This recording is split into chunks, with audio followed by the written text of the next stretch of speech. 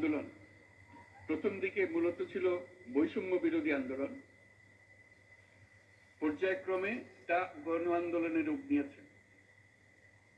এরপর সারা পৃথিবী অবাক বিস্ময়ে দেখেছে কিভাবে সমগ্র বাংলাদেশের মানুষ একনায়কতন্ত্র, নিপীড়ন, বৈষম্য, অবিচার ও দুর্নীতির বিরুদ্ধে রাজপথ ও সামাজিক যোগাযোগের মাধ্যমে দৃঢ়ভাবে রুখে দাঁড়িয়েছিল। আমাদের ছাত্র জনতা তাদের অদম্য সংকল্প ও প্রত্যয়ের মাধ্যমে একটি স্বৈরাচারী ও অগণতান্ত্রিক শাসন ব্যবস্থা থেকে আমাদের মুক্তি এনে দিয়েছে। তাদের এই সংকল্পের মধ্যেই আমাদের দেশের ভবিষ্যৎ নিহিত।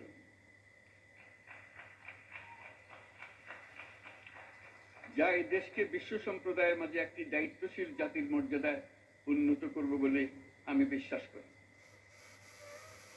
এই গণ আন্দোলন রাজনৈতিক অধিকার ও উন্নয়নের সুবিধা বঞ্চিত বাংলাদেশের আপামর জনসাধারণকে ঐক্যবদ্ধ করেছে।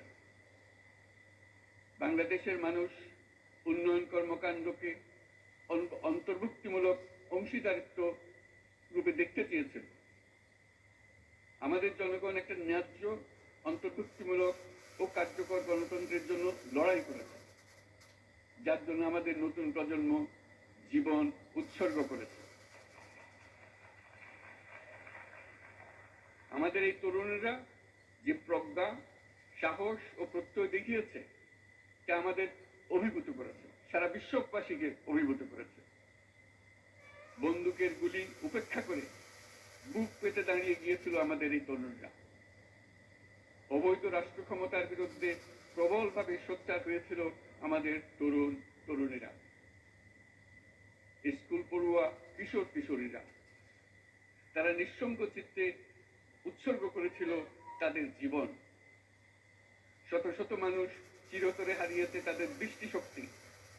আমাদের মায়েরা, দিনমজুরিরা ও শহরের অগণিত মানুষ তাদের সন্তানদের কাঁধে কাঁধ মিলিয়ে নেমেছিল রাজপথে।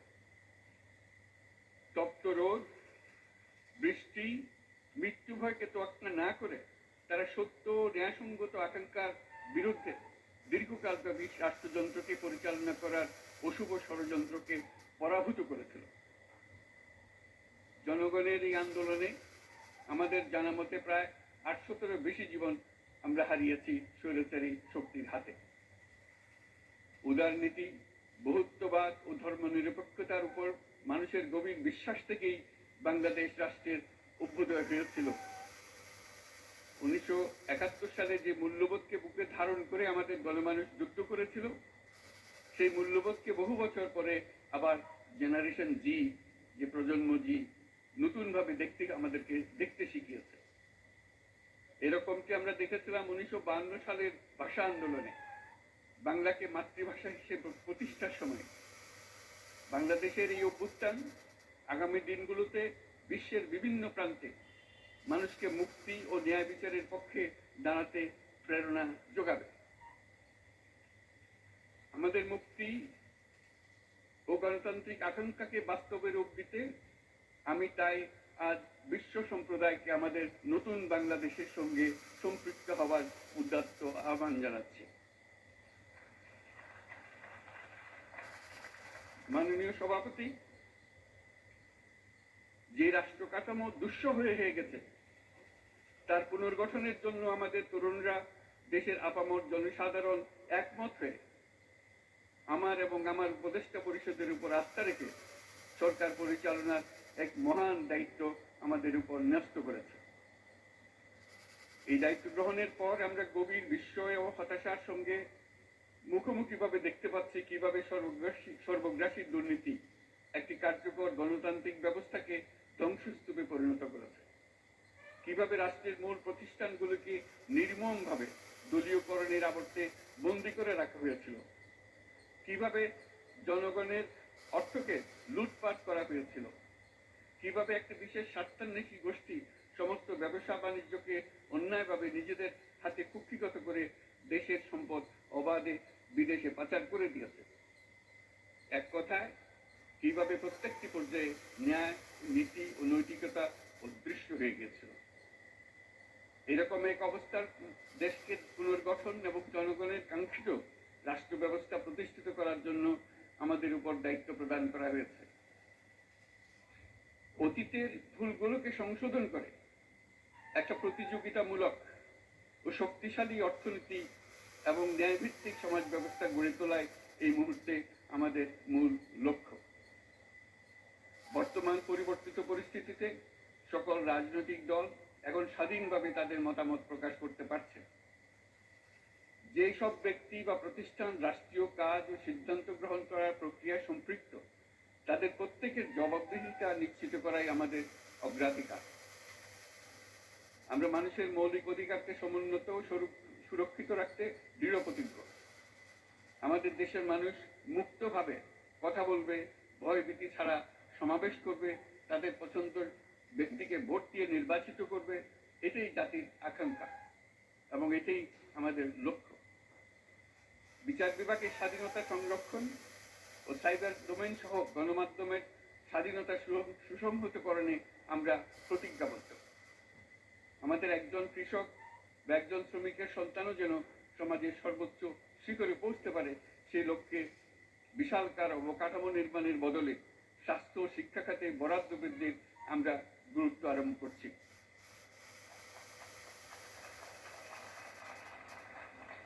রাষ্ট্র ব্যবস্থার সকল পর্যায়ে সুশাসন ফিরিয়ে আনাই আমাদের অভীষ্ট। বাংলাদেশের যেসব আন্তর্জাতিক, আঞ্চলিক এবং দ্বিপাক্ষিক চুক্তির পক্ষভুক্ত, সেগুলো প্রতিপালনে আমাদের সরকার বদ্ধপরিকর। জাতিসংঘ সহ বহু পাক্ষিক বিশ্ব কাঠামোতে বাংলাদেশের সক্রিয় অংশগ্রহণ ও অবদান অব্যাহত থাকবে। পারস্পরিক শ্রদ্ধাবোধ, মর্যাদা ও স্বার্থ রক্ষণের ভিত্তিতে বাংলাদেশ বিশ্বের সকল রাষ্ট্রের সাথে বন্ধুত্বপূর্ণ সম্পর্ক বজায় রাখবে। মাননীয় সভাপতি, গত 7 সপ্তাহের মধ্যে আমাদের সরকার বিভিন্ন গুরুত্বপূর্ণ পদক্ষেপ গ্রহণ করেছে। আমাদের অনুরোধে সাড়া দিয়ে জাতিসংঘের মানবাধিকার বিষয়ক হাই কমিশনার বাংলাদেশের গণ আন্দোলনকালে সংগঠিত মানবাধিকার লঙ্ঘনের বিষয়ে বিস্তৃত অনুসন্ধান এবং এসব বিষয়ে ঘটনার পুনরাবৃত্তি রোধে পরামর্শ প্রদানের জন্য একটা ফ্যাক্ট ফাইন্ডিং কমিশন গঠন এবং তার কাজ শুরু করার জন্য দ্রুত বাংলাদেশে পাঠিয়ে দিয়েছে। আমি তাকে বাংলাদেশের পক্ষ থেকে অশেষ ধন্যবাদ জানাচ্ছি। দায়িত্বভার গ্রহণের 2 সপ্তাহের মধ্যে আমরা গুম প্রতিরোধে যে আন্তর্জাতিক কনভেনশন রয়েছে তাতে যোগদান করেছি।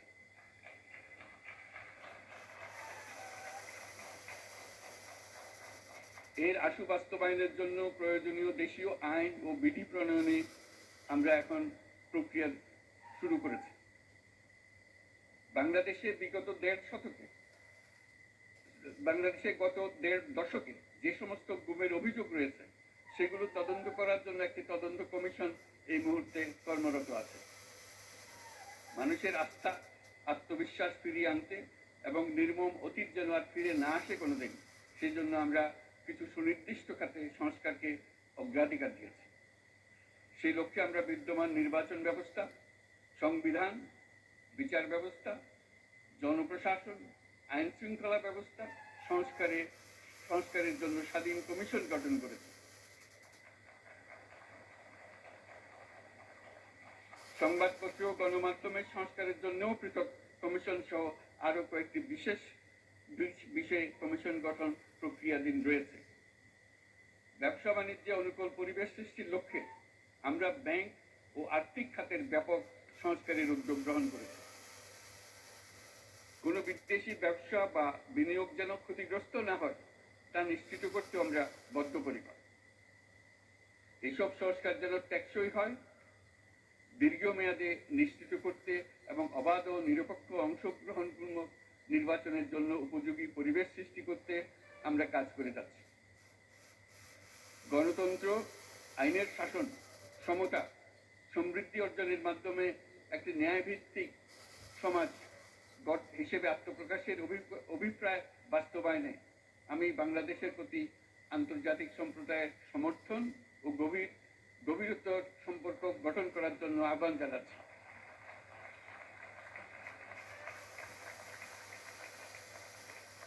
মাননীয় সভাপতি, বাংলাদেশ মনে করে যে শান্তি রক্ষা ও সংঘাত মোকাবেলা জনগণের সমৃদ্ধি নিশ্চিত করার মূল চালিকা শক্তি। সাম্প্রতিক বিপ্লবকালে আমাদের ইতিহাসের সবচেয়ে কঠিনতর সময়ে জনগণের মুক্তির আকাঙ্ক্ষা পূরণে তাদের পাশে দৃঢ়ভাবে দাঁড়িয়ে আমাদের সাহসী সশস্ত্র বাহিনী সমূহ আরও একবার শান্তির প্রতি তাদের অঙ্গীকার প্রমাণ করেছে।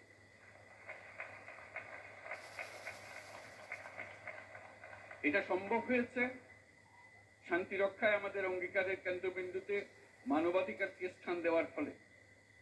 জাতিসংঘের পিস বিল্ডিং কমিশনের সূচনা লগ্ন থেকেই শান্তি রক্ষার মতো শান্তি বিনির্মাণেও বাংলাদেশ সমান অঙ্গীকার ব্যক্ত করে এসছে। আমাদের দিনগুলোতে আমরা জাতিসংঘের শান্তি রক্ষা কার্যক্রমে আমাদের মূল্যবোধ ভিত্তিক অবদানের ধারাবাহিকতা রক্ষা, সমুন্নত ও প্রসারিত করতে বদ্ধপরিকর। জাতিসংঘের শান্তি রক্ষা কার্যক্রমে অবদানকারী তৃতীয় বৃহত্তম রাষ্ট্র হিসেবে বাংলাদেশ এখন পর্যন্ত 43টি দেশে 63টি মিশনে শান্তিরক্ষী প্রেরণ করেছে।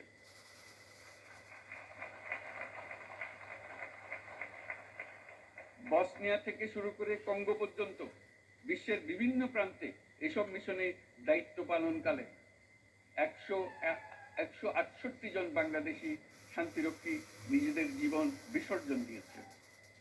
আমরা আশা করি যে কোনো অবস্থায় নানা প্রতিকূলতা সত্ত্বেও জাতিসংঘের ভবিষ্যৎ শান্তিরক্ষী কার্যক্রমগুলোতে বাংলাদেশের প্রতিরক্ষা বাহিনীর সদস্যরা একইভাবে অবদান রাখার সুযোগ পাবে।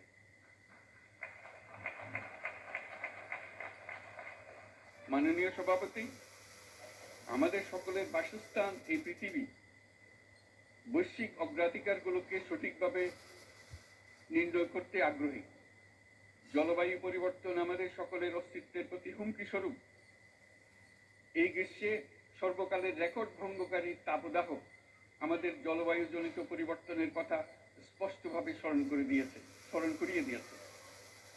আমাদের যা প্রয়োজন তা হলো জলবায়ু সম্পর্কিত ন্যায় বিচার, যাতে করে দায়িত্বজ্ঞানহীন সিদ্ধান্ত, উদাসীন আচরণ কিংবা এর মাধ্যমে সাধিত ক্ষতির বিষয়ে যারা সংশ্লিষ্ট তাদের দায়বদ্ধ করা যায়।